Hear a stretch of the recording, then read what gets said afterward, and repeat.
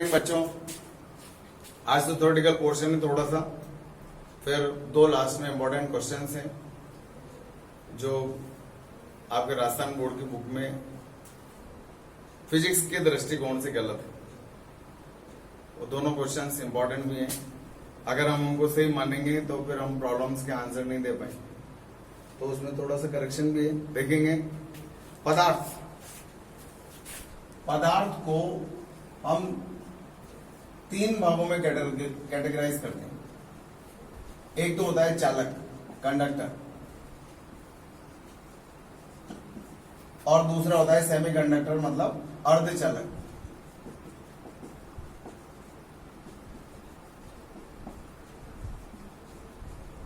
और तीसरा होता है कुचालक बोलो, अचालक बोलो, इंसुलेटर। तो आज हम इसमें इंटरेस्टेड हैं। इसके अंदर सबसे पहले तो इसके बारे में सब लोग जानते ही हैं। चालक किसे कहते हैं बताओ? चालक नाम से पता चला, चालक मतलब चलाने वाला। ऐसे पदार्थ जिनमें विद्युत आवेश आसानी से चल सकता है, अपनी भाषा में बोल रहे हैं। ऐसे पदार्थ जिनमें विद्युत धारा का चालन अत्यंत सरलता से होता है। जैसे हमारी बॉडी, किसी भी नंगे तार को हाथ लगा लो आप, तो करंट आता है ना अपन को। करंट आने के पीछे कारण क्या है? क्योंकि वो विद्युत धारा हमारी बॉडी में होकर के अर्थ में चली जाती है। इसका मतलब हमारी बॉडी क्या है? मानव शरीर क्या है? चालक। बहुत सारी चीजें हैं। पृथ्वी वो भी चालक है, सभी धातुएं ये भी चालक है। जितनी भी धातुएं हैं, अम्ल, क्षार, ये सब भी धारा का चालन करते हैं। तो ये सब चालक हैं, ये सब चालक हैं।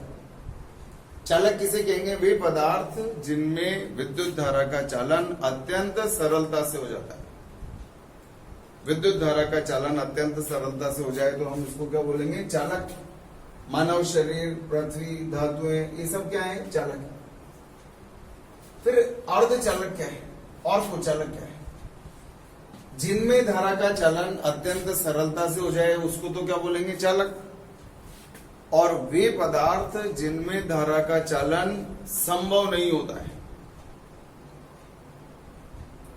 या आसानी से संभव नहीं होता है या अत्यंत बहुत ज्यादा कठिनाई से होता है, ऐसे पदार्थों को हम कुचालक बोलेंगे।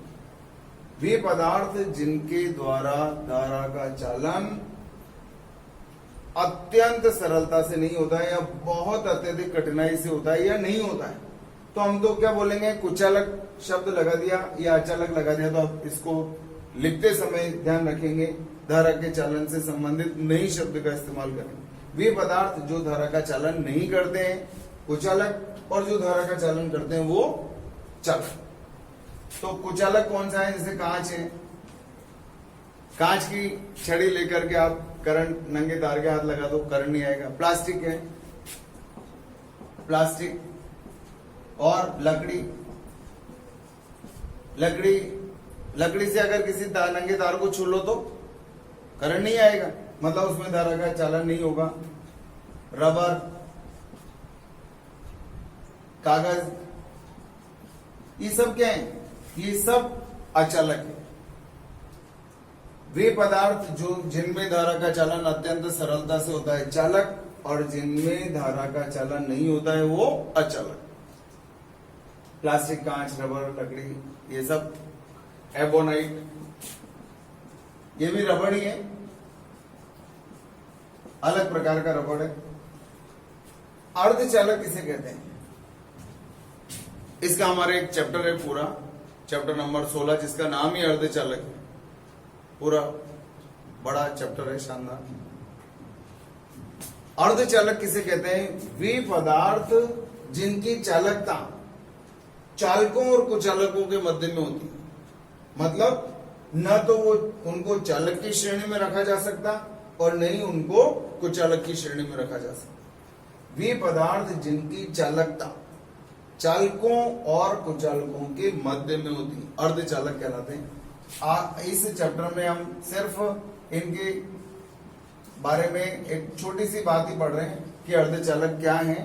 जो न चालक है न अर्धचालक है, जिनकी चालकता चालकों और अर्धचालकों के बीच में होती है उनको हम बोलते हैं अर्धचालक, जर्मेनियम और सिलिकॉन।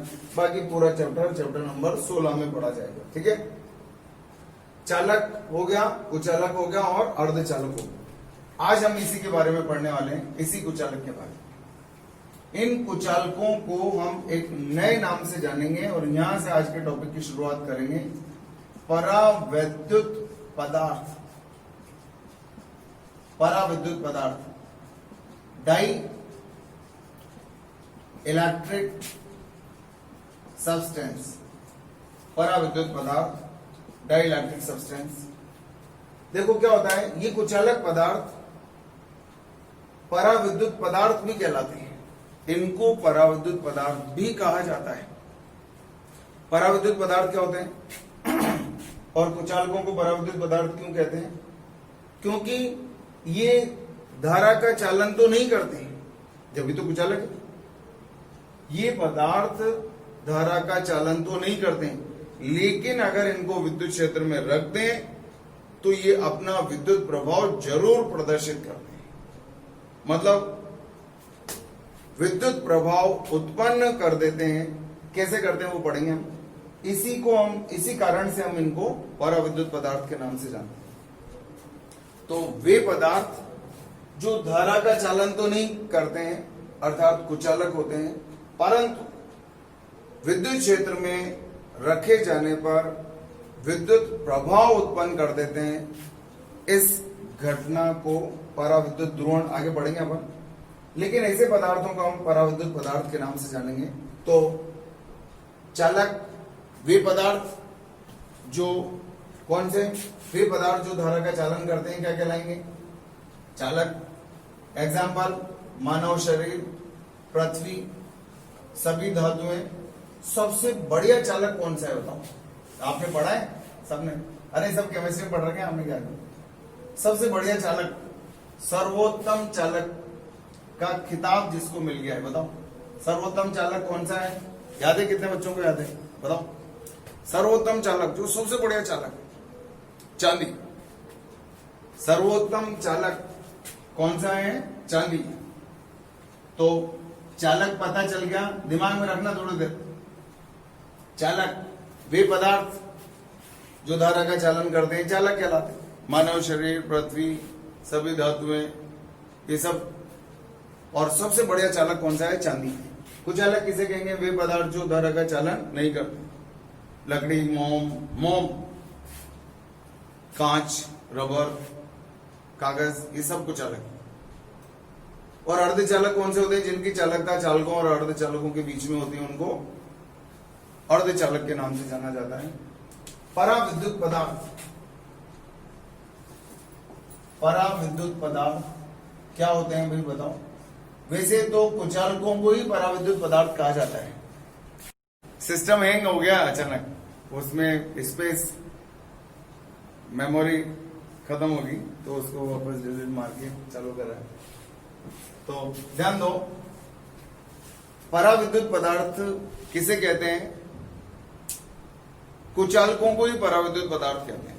कारण, क्योंकि जब कुचालकों को किसी विद्युत क्षेत्र में रखते हैं तो वो अपना विद्युत प्रभाव पैदा करते हैं, इस कारण से उनको पराविद्युत पदार्थ कहते हैं। कैसे विद्युत प्रभाव उत्पन्न करते हैं वही पढ़ना है आज आपको, आज का टॉपिक वही। पराविद्युत पदार्थ भी दो प्रकार के होते हैं, एक ध्रुवीय पराविद्युत और दूसरा अध्रुवीय, अध्रुवीय पराविद्युत।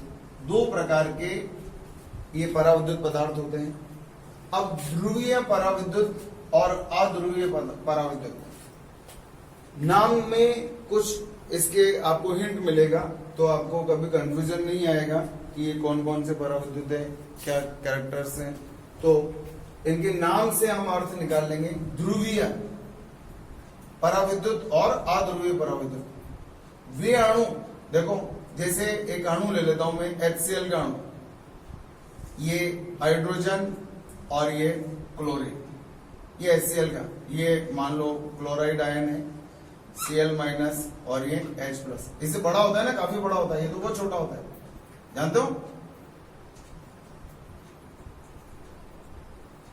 इसके बारे में जानते हैं, ये तो बहुत छोटा होता है।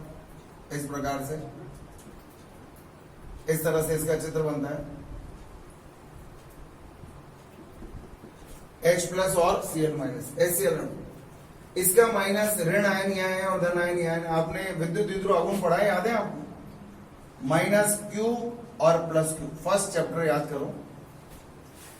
समान परिमाण और विपरीत प्रकृति के आवेशों का यह युग्म कहलाता है विद्युत द्विध्रुव। और इसका द्विध्रुव आघूर्ण पढ़ा था आपने, याद करो।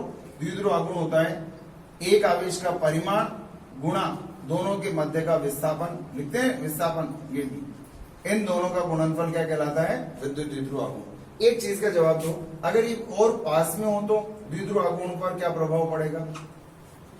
यदि इसके दोनों आवेश और पास में होते तो द्विध्रुव आघूर्ण के मान पर क्या प्रभाव पड़ेगा बताओ? पास में लाऊंगा तो D का मान घटेगा और D का मान घटेगा तो P का मान भी घटेगा। अगर दोनों एक ही जगह आ जाएं, प्लस Q और माइनस Q दोनों एक ही जगह आ जाएं, तो द्विध्रुव आघूर्ण का मान क्या होगा? 0। द्विध्रुव आघूर्ण का मान 0। अब ध्यान से देखो, जिनमें ऐसा होगा, जिनमें ऐसा होता है वो द्विध्रुवी कहलाएंगे और जिनमें ऐसा होगा उनको अध्रुवी कहेंगे। कैसे? अब ये देख लो, आप लोग देखते जाओ। वे पदार्थ जिनके अणुओं में, वे पदार्थ जिनके अणुओं में ऋणावेश केंद्र और धनावेश केंद्र अलग अलग होते हैं, पृथक पृथक होते हैं। अगर ये दोनों अलग अलग होंगे तो अभी अभी मैंने आपको चित्र बताया, माइनस Q और प्लस Q अगर अलग अलग होंगे तो द्विध्रुव आघूर्ण होगा P बराबर Q इंटू डी। ये D इन दोनों के बीच की दूरी होती है। अगर दोनों एक ही जगह आ गए, प्लस Q और माइनस Q दोनों एक ही जगह आ गए, तो द्विध्रुव आघूर्ण का मान कितना हो गया? 0। तो अब परिभाषा ध्यान से सुनो। वे पदार्थ जिनका ऋणावेश केंद्र और धनावेश केंद्र पृथक होता है, वे पदार्थ जिनके अणुओं में ऋणावेश केंद्र और धनावेश केंद्र पृथक पृथक होते हैं, अलग अलग होते हैं। इसका अर्थ है इनके अंदर द्विध्रुव आघूर्ण विद्यमान होता है। ऐसे अणुओं को ध्रुवीय पराविद्युत कहते हैं। तो इस अणु को ध्रुवीय अणु कहेंगे। ये है ध्रुवीय अणु। क्यों कहेंगे? क्योंकि इसके अंदर P नेट विद्यमान होता है। अच्छा बताओ, द्विध्रुव आघूर्ण की दिशा क्या होती है? ऋण आवेश से धन आवेश की ओर। तो हम बोलेंगे ये क्लोराइड आयन है Cl माइनस, और ये क्या है बताओ? ये वाला है H प्लस आयन। तो इस P नेट की दिशा किधर आएगी? इधर की तरफ, ऋण आवेश से धन आवेश की ओर आएगा। तो इसको ध्रुवीय अणु के नाम से जाना जाएगा और ऐसे पदार्थों को हम बोलेंगे ध्रुवीय पराविद्युत। कुछ ऐसे भी अणु होते हैं जिनका धनावेश केंद्र और ऋणावेश केंद्र दोनों समपातित होते हैं। धनावेश केंद्र और ऋणावेश केंद्र एक ही जगह पर होते हैं। तो बताओ इनका द्विध्रुव आघूर्ण कितना होता है? P नेट बराबर 0। ऐसे पदार्थों को कहा जाता है अध्रुवीय पराविद्युत। इसके एग्जांपल्स देखो, हाइड्रोजन ले लो, नाइट्रोजन ले लो, CO2 ले लो, ये सब अध्रुवीय। और HCl ले लो, NaCl ले लो, ये सब क्या है? NaCl भी क्या है? ध्रुवीय अणु। इसका मतलब ये पदार्थ क्या कहलाएगा? ध्रुवीय पराविद्युत। HCl अणु ध्रुवीय अणु कहलाएगा और इस पदार्थ को कहेंगे ध्रुवीय पराविद्युत। अब आपसे पूछा जाता है ध्रुवीय और अध्रुवीय पराविद्युत किसे कहते हैं? उदाहरण देकर के समझाओ। थ्योरेटिकल पोर्शन तो हम लिखेंगे, ध्यान से सुनना, मोस्ट एक्यूरेट तरीके से लिखना है आपको। वे पदार्थ जिनके अणुओं में ऋणावेश केंद्र और धनावेश केंद्र पृथक पृथक होते हैं, अलग अलग जगह पर होते हैं, अर्थात इन अणुओं में द्विध्रुव आघूर्ण विद्यमान होता है, P नेट विद्यमान होता है। ऐसे अणु ध्रुवीय अणु कहलाते हैं एवं ये पदार्थ ध्रुवीय पराविद्युत पदार्थ कहलाते हैं। फॉर एग्जाम्पल HCl और NaCl। अब अध्रुवी पराविद्युत किसे कहेंगे? वे पदार्थ जिनका धनावेश केंद्र और ऋणावेश केंद्र दोनों एक ही जगह पर होते हैं, संपातित होते हैं, अर्थात इनकी द्विध्रुव आघूर्ण का मान 0 होता है। ऐसे अणु अध्रुवीय अणु कहलाते हैं, अध्रुवीय अणु कहलाते हैं। और ऐसे पदार्थों को हम अध्रुवी पराविद्युत के नाम से जानेंगे। और ये इसके एग्जाम्पल, जैसे हाइड्रोजन ले लो, ये हाइड्रोजन H+, देखो इसके हाइड्रोजन आयन हो गया, कोई इलेक्ट्रॉन तो ही नहीं, धनावेश है, धनावेश बचा है। और एक और हाइड्रोजन ले लो, ये रहा, तो ये रहा। आप समझ सकते हैं इसके अंदर इसका नेट द्विध्रुव आघूर्ण का मान कितना होगा? 0। तो ये क्या कहलाएगा? अध्रुवी पराविद्युत। नाइट्रोजन ले लो, CO2 ले लो, CO2 देखना भी, ये है C, ये C है और ये O है, ये C है, ये C है और ये क्या है? O। इन दोनों जैसे द्रव्यमान केंद्र निकालते हैं ना, तो ये भी ऋण और ये भी ऋण, इन दोनों का ऋणावेश केंद्र भी यही आएगा और धनावेश केंद्र भी यही। देखो जैसे मान लो दो द्रव्यमान है, इन दोनों द्रव्यमानों का केंद्र यही होता है मध्य में, समान द्रव्यमान है, कुछ दूरी पर रखे तो द्रव्यमान केंद्र, सेंटर ऑफ मास पढ़ा था अपन। इसी ये दो ऋणावेश है, ये ऋणावेश है, तो इन दोनों ऋणावेशों का केंद्र कहाँ आएगा? यहाँ आएगा। और धनावेश केंद्र तो पहले से वहां है इसी। इस कारण से इसका P नेट का मान भी क्या आएगा? 0। तो अब बताओ ध्रुवीय अणु किसे कहेंगे? ध्रुवीय अणु और अध्रुवीय अणु समझ में आ जाना चाहिए। बताओ ध्रुवीय अणु किसे कहोगे? वे अणु जिनका ऋणावेश केंद्र और धनावेश केंद्र पृथक पृथक होते हैं, अर्थात इनके अंदर द्विध्रुव आघूर्ण विद्यमान होता है। P नेट बराबर Q इंटू डी। द्विध्रुव आघूर्ण विद्यमान होता है, ध्रुवीय अणु कहलाते हैं एवं इन्हें ध्रुवीय पराविद्युत के नाम से जाना जाता है। HCl और NaCl बेस्ट एग्जांपल। वे पदार्थ जिनके अणुओं का धनावेश केंद्र और ऋणावेश केंद्र एक ही स्थान पर अर्थात संपातित होता है, अध्रुवीय अणु कहलाते हैं एवं इन्हें अध्रुवीय पराविद्युत कहते हैं। और इनके एग्जांपल्स कुछ भी लिख लो इनमें से, CO2, H2 और N2। इसके अंदर एक और एग्जांपल आप याद रखेंगे, वो बहुत अच्छा एग्जांपल है H2O। H2O याद है? शुद्ध H2O कुछ अलग होता है। H2O के अंदर बताओ ये O है, ये ऑक्सीजन -, और आपको याद होगा हाइड्रोजन छोटे छोटे होते हैं, ये है H+ और ये है H+। बताओ इसका द्विध्रुव आघूर्ण माइनस से प्लस की ओर, याद है? इसका द्विध्रुव आघूर्ण इधर की तरफ होगा P, इसका द्विध्रुव आघूर्ण इधर की तरफ होगा P। तो बताओ इन दोनों का नेट P किधर की तरफ आएगा? अगर किसी वस्तु पर दो बल लगे, एक इधर लगे और मान लो एक इधर लगे, तो बताओ परिणामी बल किधर लगेगा? बीच में आता है। तो इन दोनों द्विध्रुव आघूर्णों का परिणामी किधर आएगा? इधर, P नेट इधर की तरफ आएगा। तो ध्यान से देखो, इस H2O को भी हम क्या बोलेंगे? ध्रुवीय पराविद्युत, क्योंकि इसका द्विध्रुव आघूर्ण 0 नहीं है। ध्रुवीय पराविद्युत किसे बोलोगे? वे अणु जिनका ऋणावेश केंद्र और धनावेश केंद्र संपातित नहीं है, अलग अलग है, अर्थात इनके अंदर द्विध्रुव आघूर्ण विद्यमान होता है, ध्रुवीय अणु कहलाते हैं एवं ऐसे पदार्थों को ध्रुवीय पराविद्युत कहते हैं। और ये दो एग्जांपल्स आपको याद रखना। जिन अणुओं का धनावेश केंद्र और ऋणावेश केंद्र संपातित होता है, एक ही स्थान पर होता है, अध्रुवीय अणु कहलाएंगे और ऐसे पदार्थों को अध्रुवीय पराविद्युत कहा जाता है। ठीक है, कोई दिक्कत? क्या इसके अंदर द्विध्रुव आघूर्ण विद्यमान है क्या? यस। क्या इसमें द्विध्रुव आघूर्ण विद्यमान है क्या? नहीं। इसके अंदर द्विध्रुव आघूर्ण का मान 0 है और इसके अंदर द्विध्रुव आघूर्ण विद्यमान है। हो गया। अब इसके बाद आपने पढ़ा था परिभाषा में कि विद्युत प्रभाव पैदा करते हैं। तो ध्यान से देखो, ये तो परिभाषा और इनके एग्जाम्पल्स हो गए। अब थोड़ा ध्यान से देखना, अगर मान लो ऐसे आता है कि विद्युत क्षेत्र लगाने पर इनका व्यवहार कैसा हो, आप बोल रहे हो कि ये विद्युत प्रभाव पैदा करेंगे, तो कैसे पैदा करेंगे हम उनके बारे में पढ़ेंगे। अब देखो बताओ ये क्या है, ध्रुवीय पराविद्युत किसे कहते हैं?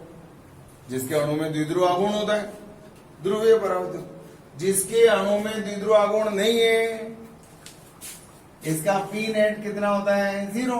इसका पी नेट 0 नहीं है, ये ध्रुवीय पराविद्युत। अब देखो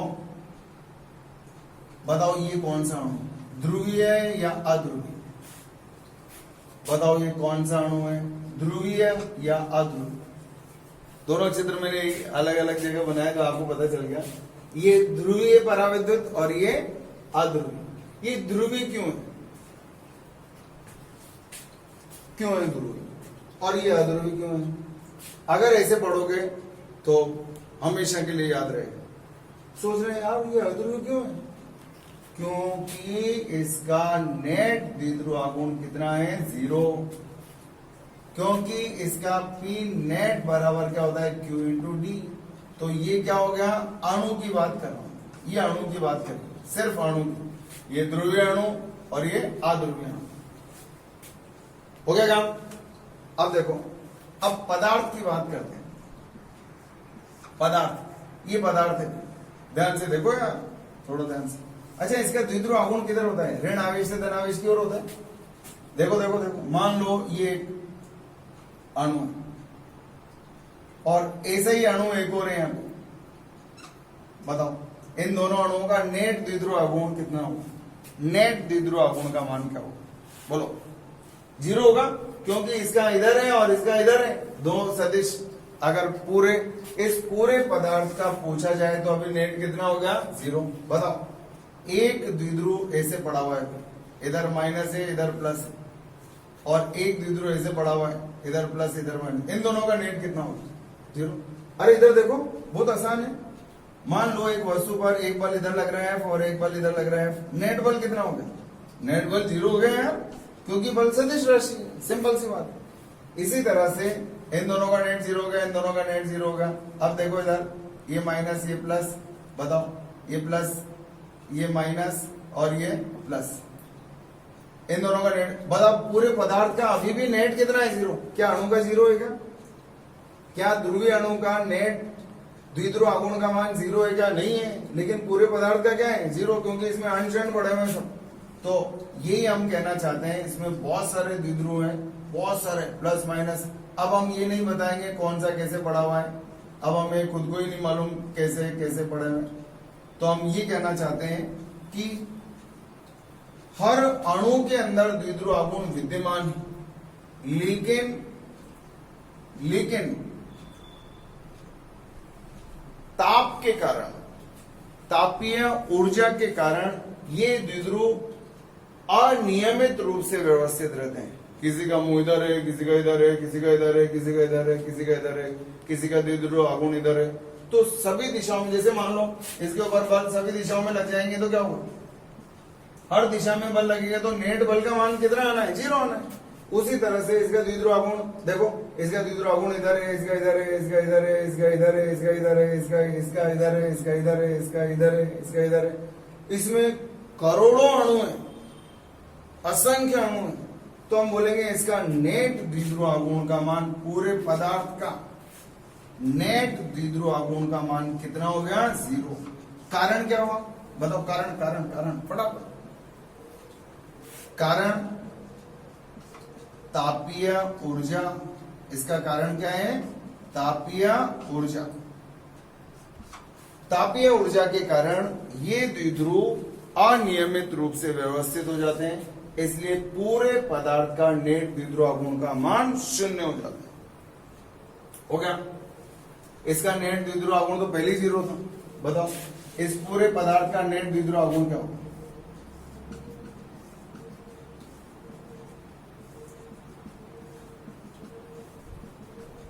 इसका पी नेट कितना आएगा?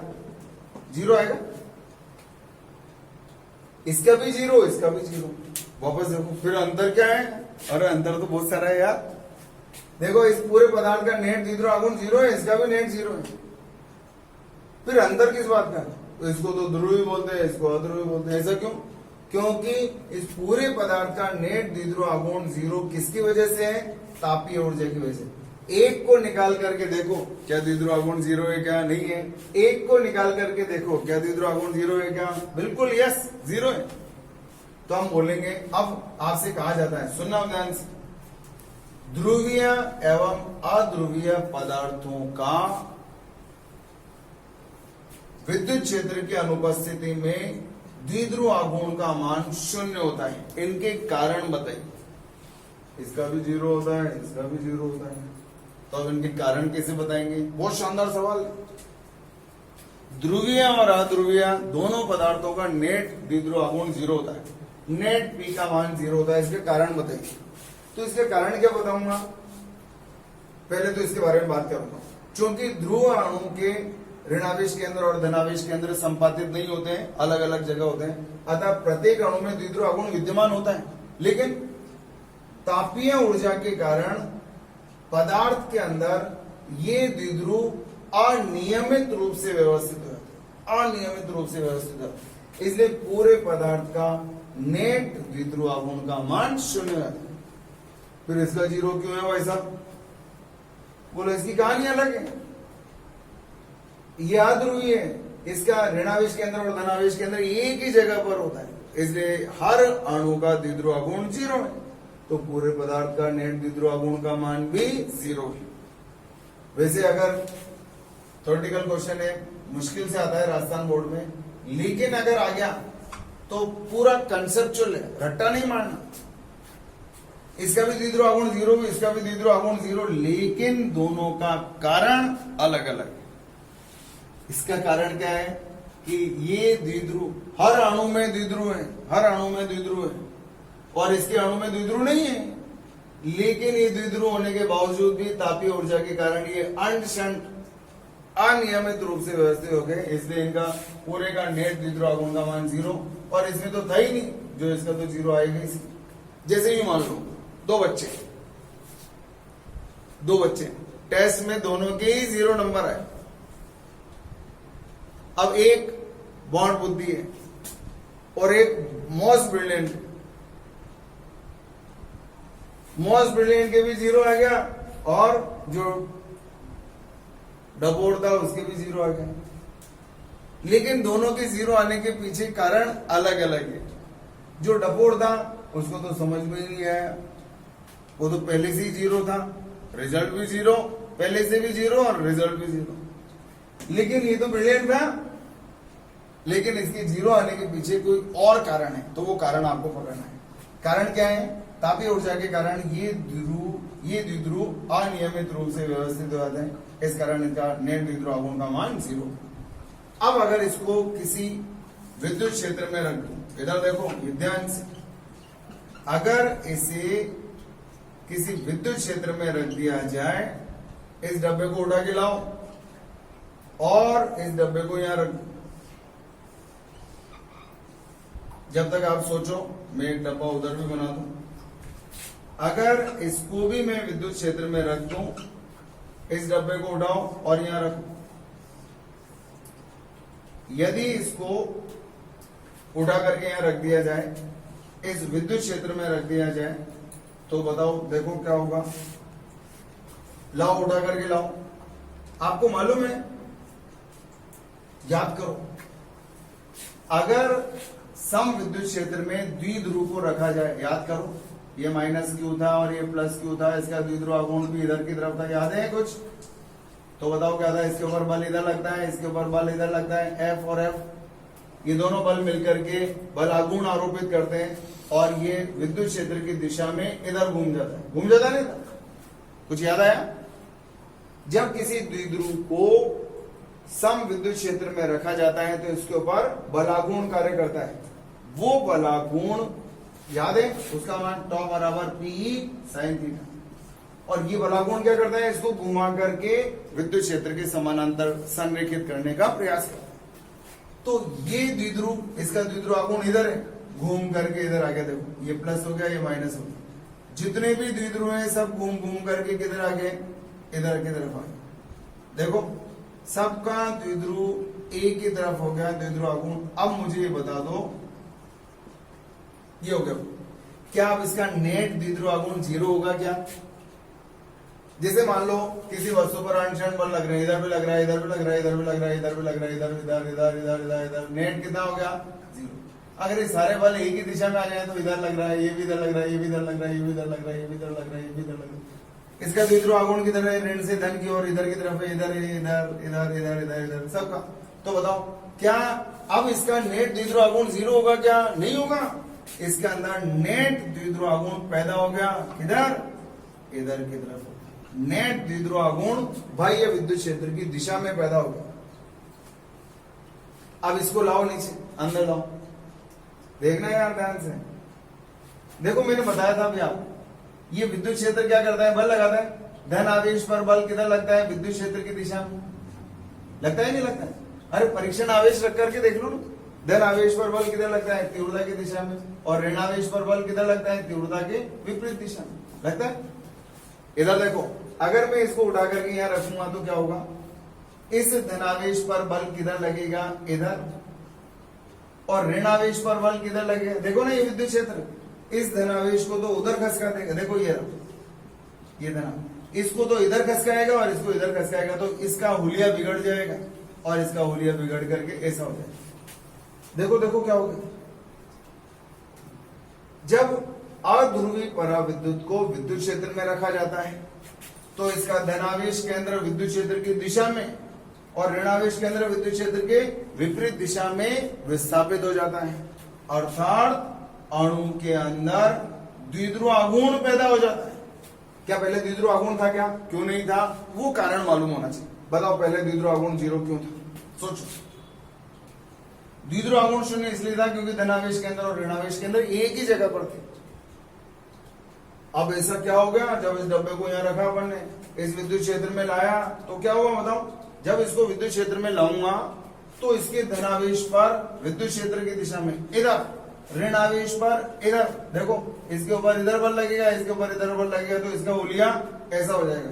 धन आवेश तो उधर से रख गया, ऋण आवेश इधर से रख गया। और जब दोनों अलग अलग जगह पर आगे, देखो ये तो सरकेगा इधर और ये सरकेगा इधर। अगर ये इधर सरक जाएंगे, एक पहले प्लस माइनस क्यू थे, अब प्लस क्यू इधर सरक गया और माइनस क्यू इधर सरक गया। बताओ क्या हो गया? क्या द्विध्रुव आघूर्ण अब 0 आएगा क्या? नहीं। ये देखो इसका भी बेजा इधर सरक गया, टांगे इधर सरक गई। देखो बेजा और टांगे ऐसे होगी, नजर आ रहा है? इस तरह से अब हम कह सकते हैं कि इसके अंदर भी द्विध्रुव आघूर्ण पैदा हो गया। बताओ किस दिशा में? ऋण आवेश से धन आवेश की ओर, इधर की तरफ पैदा हुआ। इसमें भी इधर पैदा हुआ। चित्र देख के तो पता ही नहीं चलता कौन सा। ये देखो minus plus minus plus minus plus, ये ऐसा क्यों बनाया मैंने चित्र? एक बार और सोचो। ऐसा इसलिए बनाया क्योंकि धनावेश पर बल तीव्रता की दिशा में, ऋणावेश पर विपरीत दिशा में, ऐसा चित्र बन गया।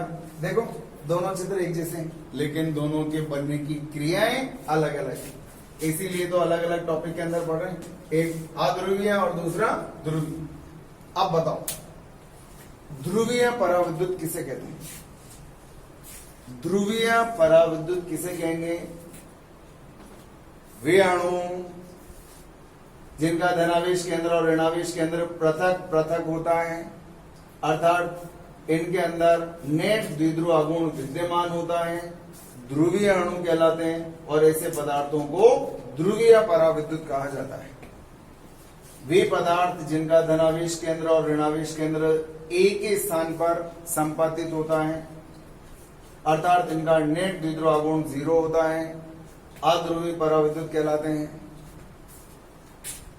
ध्रुवीय अणु के अंदर द्विध्रुव आघूर्ण अवश्य विद्यमान होता है, हम भी मानते हैं। लेकिन जब हम पदार्थ की बात करते हैं तो तापीय ऊर्जा के कारण ये द्विध्रुव अनियमित रूप से व्यवस्थित होते हैं। इस कारण पूरे पदार्थ का नेट द्विध्रुव आघूर्ण, इसका नेट द्विध्रुव आघूर्ण P नेट बराबर 0 और इसका भी P नेट बराबर 0। तापीय ऊर्जा के कारण इनका नेट द्विध्रुव आघूर्ण 0 होता है। अध्रुवीय अणु का प्रत्येक अणु का द्विध्रुव आघूर्ण 0 है, तो पूरे पदार्थ का नेट द्विध्रुव आघूर्ण भी 0 होता है।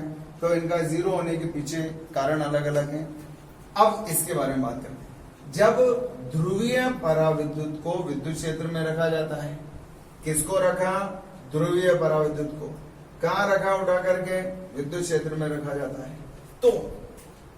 तो ये द्विध्रुव, ये ध्रुवीय अणु, कौन से अणु है? ध्रुवीय अणु एक बलागुण अनुभव करते हैं, टॉ बराबर पी साइन थीटा, और ये बलागुण इनको घुमा घुमा करके, देखो ये इसका द्विध्रुव आघूर्ण इधर है, इसके ऊपर विद्युत क्षेत्र बल लगाएगा, इसके ऊपर बल लगाएगा और इसको घुमाएगा। इन सब का हैंडल घूम घूम करके विद्युत क्षेत्र के समानांतर आ जाएगा। इस तरह से सबके ऊपर बल लगेगा और ये घूम करके विद्युत क्षेत्र के समांतर आ जाएगा। जब ध्रुवीय पराविद्युत को विद्युत क्षेत्र में रखा जाता है, तो इन ध्रुवीय अणु पर देखो, जब इस ध्रुवीय पराविद्युत को विद्युत क्षेत्र में रखा, तो इन ध्रुवीय अणु पर एक बलागुण टॉ बराबर पी साइन थीटा काम करता है, जो कि इनको विद्युत क्षेत्र के समांतर ले जाता है। अतः पूरे पदार्थ में नेट द्विध्रुव आघूर्ण उत्पन्न हो जाता है, जिसकी दिशा बाह्य विद्युत क्षेत्र की दिशा में होती है। अब इसके बारे में बात करेंगे। अध्रुवीय अणु का नेट द्विध्रुव आघूर्ण 0 होता है, पूरे पदार्थ का भी 0 होता है। परंतु जब इसको विद्युत क्षेत्र में रखा जाता है, जब इसे विद्युत क्षेत्र में रखा जाएगा, तो इसका धनावेश केंद्र विद्युत क्षेत्र की दिशा में और ऋणावेश केंद्र विद्युत क्षेत्र के विपरीत दिशा में। ये ऋणावेश तो विद्युत क्षेत्र के विपरीत दिशा में, इधर देखो, ये रहा धन और ये रहा ऋण। धन तो इधर सरकेगा और ऋण इधर सरकेगा, तो धन आवेश उधर से रख गया, ऋण आवेश इधर से रख गया। जब अध्रुवीय पराविद्युत को विद्युत क्षेत्र में रखा जाता है, तो इसका धनावेश केंद्र विद्युत क्षेत्र की दिशा में और ऋणावेश केंद्र विद्युत क्षेत्र के विपरीत दिशा में विस्थापित हो जाता है। इस कारण इन अणुओं में द्विध्रुव आघूर्ण पैदा हो जाता है। इस प्रकार पूरे पदार्थ के अंदर नेट द्विध्रुव आघूर्ण विकसित हो जाता है, पैदा हो जाता है। ये है अध्रुवीय पराविद्युत का विद्युत प्रभाव। अपन ने शुरू में पढ़ा था, कुचालकों को पराविद्युत भी बोलते हैं। क्यों? कुचालकों को पराविद्युत इसीलिए बोलते हैं क्योंकि ये कुचालक पदार्थ जब विद्युत क्षेत्र में रखे जाते हैं, तो अपना विद्युत प्रभाव मतलब द्विध्रुव आघूर्ण पैदा कर लेते हैं। विद्युत प्रभाव उत्पन्न होने के कारण ही हम इन पदार्थों को पराविद्युत पदार्थ के नाम से जानते हैं।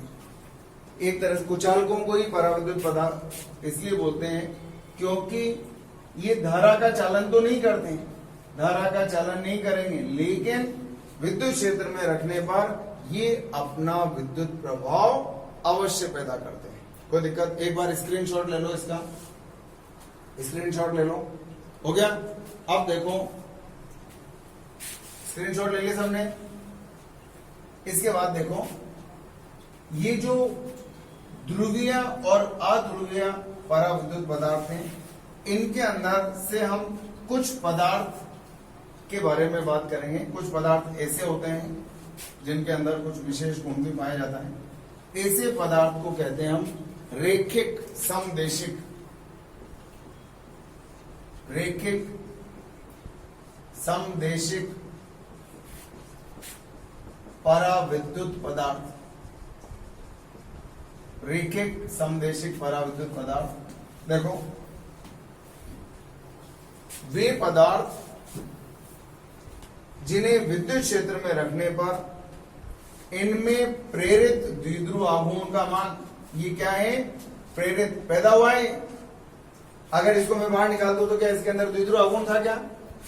नहीं, ये तो इसकी वजह से पैदा हुआ है। इसकी वजह से पैदा होने की वजह से इसका नाम क्या रखा है? प्रेरित द्विध्रुव आघूर्ण। क्या जब ये पदार्थ बाहर रखा था, क्या इसके अंदर द्विध्रुव आघूर्ण था? नहीं था।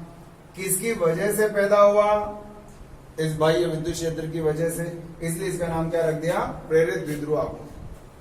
वे पदार्थ जिनके अंदर प्रेरित द्विध्रुव आघूर्ण का मान इस आरोपित विद्युत क्षेत्र के समानुपाती होता है और इसी दिशा में होता है, और इसके समानुपाती, जितना ज्यादा ये लगाएंगे इसका मान उतना ही ज्यादा होता है। ऐसे पदार्थों को कहा जाएगा रेखिक, मतलब समानुपातिकता, दोनों की तरफ घात एक है। रेखिक समदेशिक पराविद्युत पदार्थ किसे कहते हैं? रेखिक समदेशिक पराविद्युत पदार्थ। थ्योरेटिकल क्वेश्चन है, बताओ। रेखिक समदेशिक पराविद्युत पदार्थ किसे कहेंगे? वे पदार्थ जिन्हें विद्युत क्षेत्र में रखने पर इनमें प्रेरित द्विध्रुव आघूर्ण बाह्य विद्युत क्षेत्र की तीव्रता के समानुपाती होता है। ऐसे पदार्थ को कहा जाएगा रेखिक समदेशिक पराविद्युत पदार्थ। एक नई भौतिक राशि पढ़ेंगे आप, पराविद्युत ध्रुवण सदिश। आगे चल करके हम सिर्फ इसको ध्रुवण सदिश के नाम से जानेंगे। इसको P ओवरराइट कर दो, P को ऐसे बनाओ, ऐसे बोलते हैं। ये पराविद्युत ध्रुवण सदिश। वैसे तो नाम शॉर्टकट में इसका ध्रुवण सदिश, पोलराइजेशन वेक्टर के नाम से जानेंगे इसको। बात समझ में आई? किसे कहते हैं? ध्यान से देखो, इधर देखो। मान लो इस पदार्थ का आयतन, इस पदार्थ का आयतन कितना है? V। इस पदार्थ, इसका आयतन कितना है? V। और इसमें पैदा होने वाले द्विध्रुव आघूर्ण का मान कितना है? P प्रेरित। ये पैदा होने वाला क्या पहले था क्या? ऐसा क्यों बोल रहा हूं पैदा होने वाला? क्यों बोला बताओ? इसको बाहर रखा था, बाहर का चित्र याद है? बाहर रखा था तो इसके अंदर द्विध्रुव आघूर्ण का मान 0 था। ये तो पैदा हुआ है, इसने पैदा किया है, इसलिए इसका नाम है P प्रेरित। प्रेरित मतलब पैदा होने वाला द्विध्रुव आघूर्ण। तो इस पदार्थ का आयतन मालूम, इसके अंदर टोटल द्विध्रुव आघूर्ण का मान मालूम जो पैदा हुआ है, तो इसके एकांक आयतन में, एकांक आयतन में प्रेरित द्विध्रुव आघूर्ण को ही, एकांक आयतन में प्रेरित द्विध्रुव आघूर्ण को ही ध्रुवण सदिश कहते हैं। छोटा नाम लिख दिया मैंने, को ही ध्रुवण सदिश कहा जाता है। इसके एकांक आयतन में कितना द्विध्रुव आघूर्ण पैदा हुआ? पूरे आयतन में, V आयतन में इतना पैदा हुआ, V आयतन में इतना पैदा हुआ, तो बताओ एकांक आयतन में कितना होगा? P प्रेरित अपॉन ये आ गया। जब किसी पराविद्युत पदार्थ को विद्युत क्षेत्र में रखा जाता है तो इसके एकांक आयतन में पैदा होने वाला द्विध्रुव आघूर्ण ध्रुवण सदिश कहलाता है। तो इसका सूत्र क्या बनेगा? P को ओवरराइट करते ही क्या बन गया? ध्रुवण सदिश। इसको डार्क लेटर से लिखेंगे, डबल। क्या आएगा बताओ? P प्रेरित अपॉन आयतन। मतलब शब्दों में कैसे लिखेंगे इसको? शब्दों में ध्रुवण सदिश बराबर प्रेरित द्विध्रुव आघूर्ण बटा आयतन। ये है ध्रुवण सदिश P वेक्टर। बताओ क्या है ध्रुवण सदिश?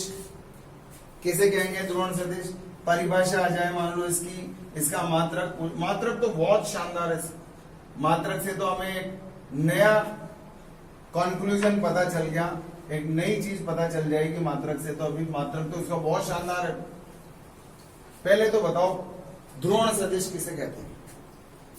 ध्रुवण सदिश जब किसी पराविद्युत पदार्थ को बाह्य विद्युत क्षेत्र में रखा जाता है तो इसके एकांक आयतन में, पूरे आयतन में नहीं, एकांक आयतन में प्रेरित होने वाला द्विध्रुव आघूर्ण ध्रुवण सदिश के नाम से जाना जाएगा। एकांक आयतन में पैदा होने वाला ध्रुवण प्रेरित द्विध्रुव आघूर्ण ध्रुवण सदिश के नाम से जाना जाएगा। जब किसी पदार्थ को बाह्य विद्युत क्षेत्र में रखा जाता है तो इसके एकांक आयतन में प्रेरित द्विध्रुव आघूर्ण को ध्रुवण सदिश कहते हैं।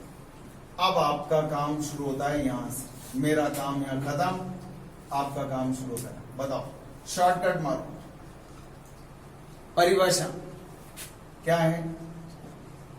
एकांक आयतन में प्रेरित द्विध्रुव आघूर्ण को ध्रुवण सदिश कहते हैं।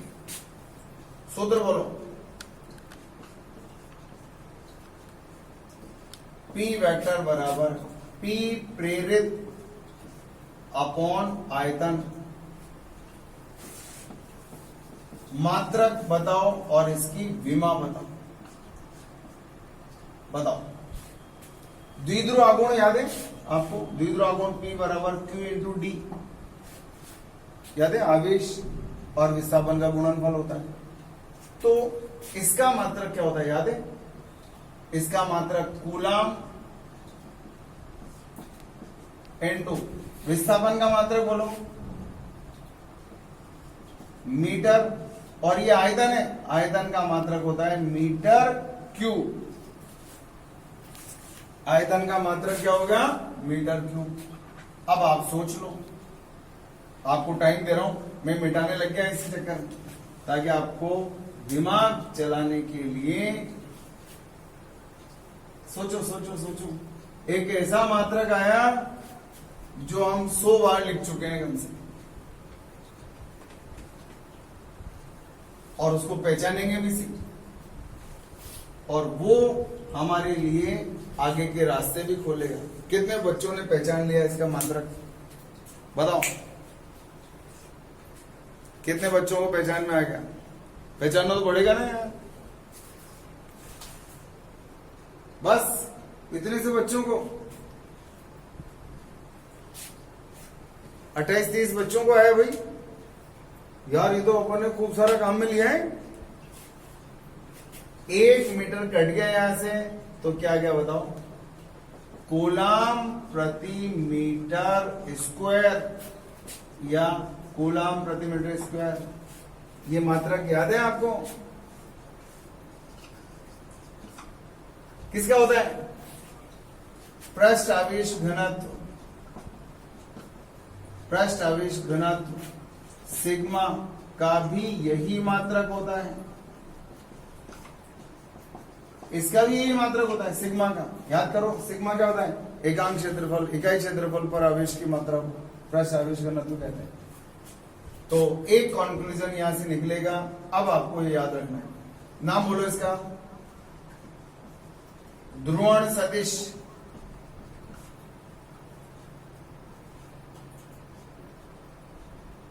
बताओ इसका मात्रक कितना है? ध्रुवण सदिश का मात्रक क्या है? कूलाम प्रति मीटर स्क्वायर। और पृष्ठ आवेश घनत्व का भी यही होता है। ध्रुवण सदिश P वेक्टर का मान प्रेरित पृष्ठ आवेश घनत्व, इसको बोलेंगे सिग्मा P।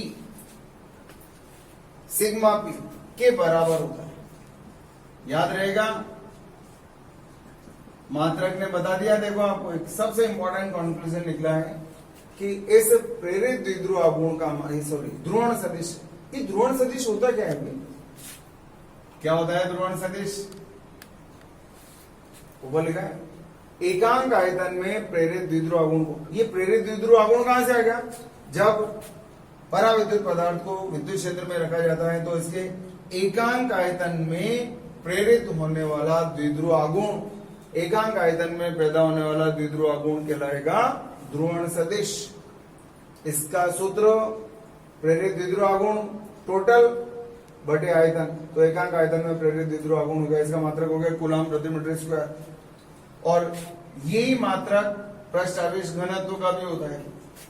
और इसकी विमा तो अब बहुत आसान होगी बेचारी। कूलाम A1 T1 बटे मीटर स्क्वायर L2 क्या हो गया? A1 T1 L minus 2। याद रखना, ध्रुवण सदिश का नाम से आपको मात्रक पता नहीं चल रहा, इसलिए इंपॉर्टेंट है। वैसे तो ये मात्रक पहले पढ़ चुके हैं, ये बीमा सॉरी पढ़ चुके हैं और ये मात्रक पढ़ चुके हैं, लेकिन वो पूछेगा इसका ध्रुवण सदिश का। तो बताओ कौन आंसर दे पाएगा जिसको ये मालूम हो कि ध्रुवण सदिश का मात्रक पृष्ठ आवेश घनत्व के बराबर होता है। इवन दो ध्रुवण सदिश का मान प्रेरित पृष्ठ आवेश घनत्व सिग्मा पी के बराबर होता है। अब इसी का हम फायदा उठाएंगे आगे चल करके। ये हटा दो नीचे। अब देखो आपसे कहा जाता है, ध्यान देना अच्छे से देखो, कल जब आप क्लास में बैठो तो ये पोर्शन पूरा याद होना चाहिए। अभी मैं आपको इसका पीडीएफ भेज दूंगा तो वो आपको कंप्लीट लर्न हो जाना चाहिए।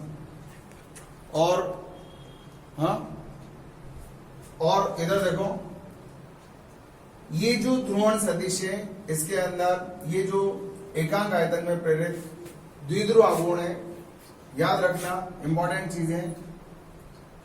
ध्रुवण सदिश का मान, ध्रुवण सदिश का मान आरोपित विद्युत क्षेत्र की तीव्रता के समानुपाती होता है।